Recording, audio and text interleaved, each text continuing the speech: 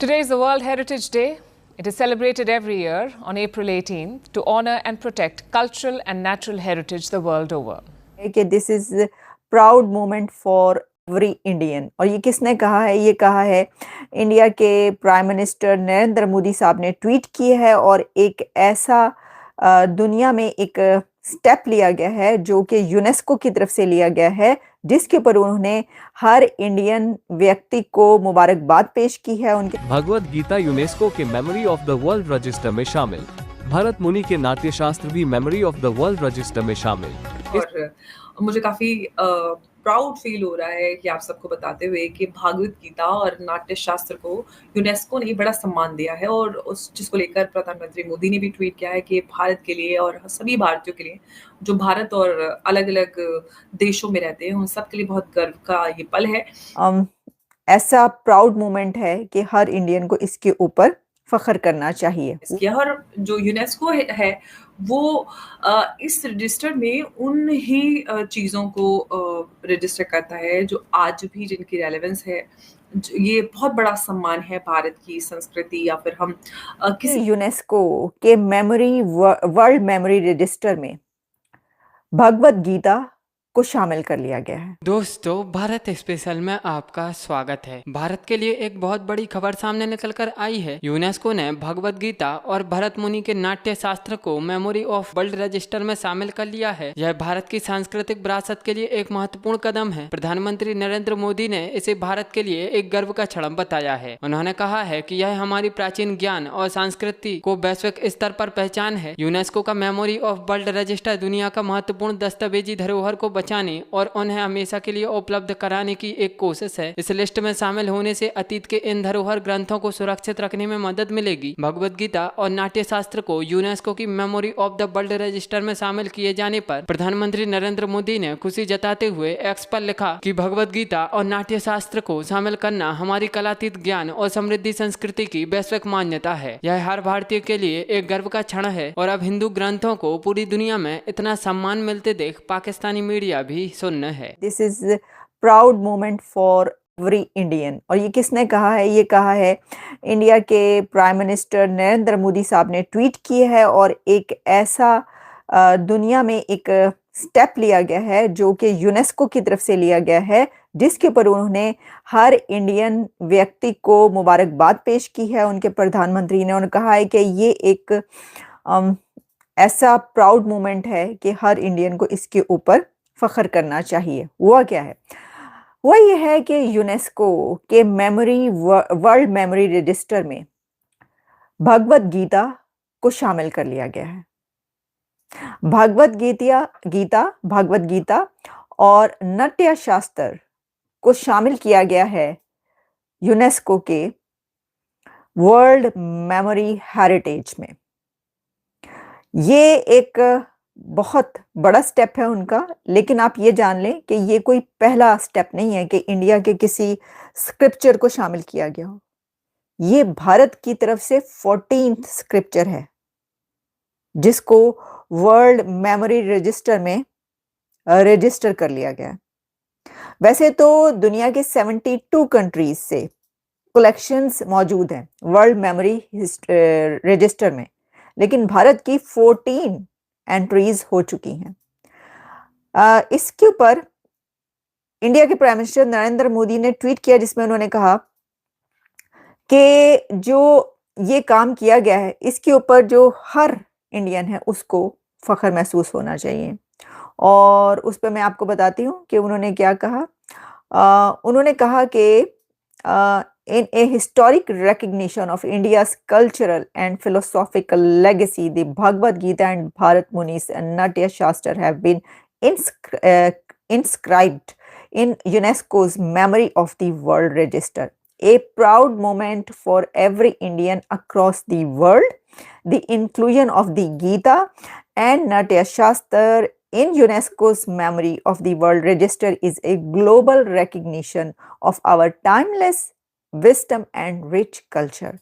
The Bhagavad Gita and Natya Shastra have nurtured civilization and consciousness for centuries.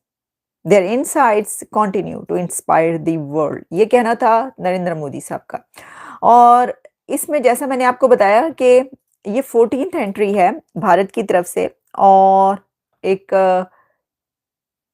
किसी भी scripture, किसी भी ancient scripture को शामिल उस वक्त किया जाता है वर्ल्ड मेमोरी रजिस्टर में कि जब उसकी अभी भी रेलिवेंस बाकी हो।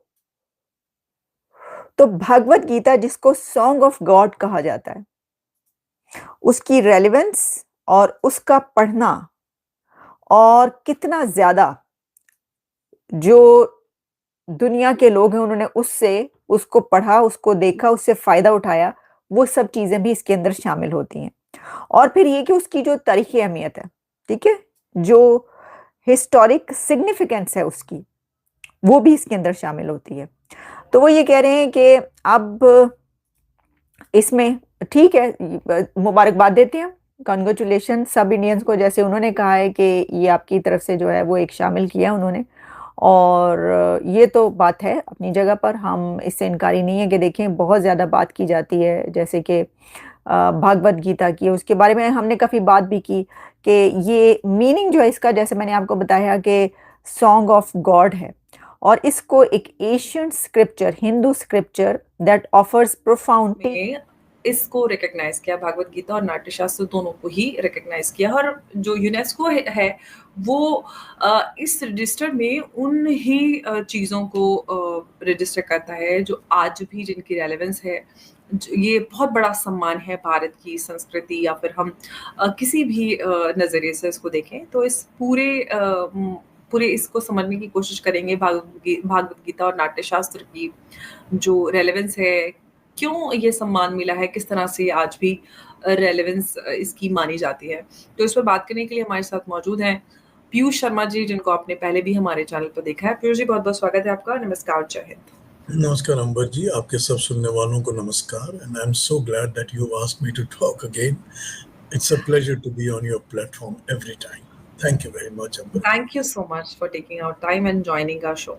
ये बहुत ही गर्व का पल है हम सब के लिए कि भागवत गीता और नाट्यशास्त्र को यूनेस्को ने ये बड़ा सम्मान दिया है। भारत की ये 14वीं उपलब्धि है जिसको यूनेस्को ने रिकग्नाइज किया है।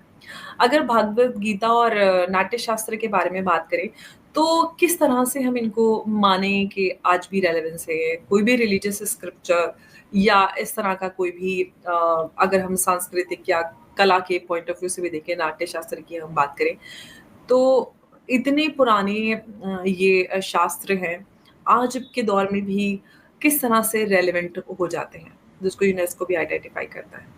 मुझे लगता है कि पहले तो हम एक दूसरे को कांग्रेचुलेट कर लेते हैं, बिकॉज इट्स अ क्योंकि ये बहुत बड़ी बात प्राउड मोमेंट, बड़ा Absolutely. प्राउड मोमेंट है ये हमारे लिए कि कितनी खुशी की बात है ये। जी। देखिए, ये कुछ इसके साथ ये भी मैं कह सकता हूँ कि ये तो होना ही था, क्योंकि अगर हम यूं समझें कि चलिए पहले नाट्यशास्त्र की बात करते हैं।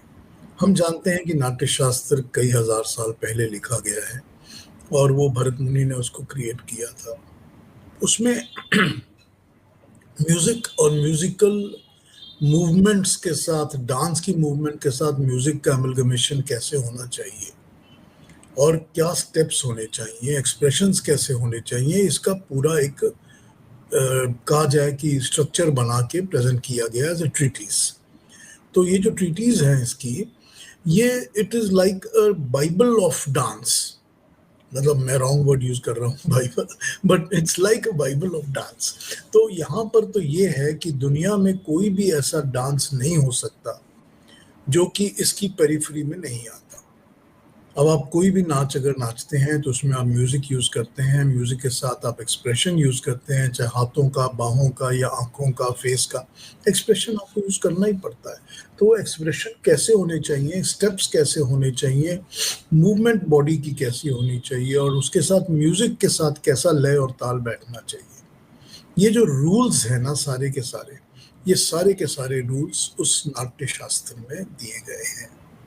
और जो इस चीज़ को फॉलो करते हैं, स्पेशली जो लोग इंडियन ट्रेडिशनल डांसेस को सीखते हैं और फॉलो करते हैं, चाहे वो कथक हो और चाहे वो भरतनाट्यम हो और ओडिसी हो या कोई भी इस किस्म के डांसेस होते हैं जो हमारे टिपिकल इंडियन ट्रेडिशनल डांसेस हैं, वो सब के सब भारत नाट्य शास्त्र को रेफर करके उसमें से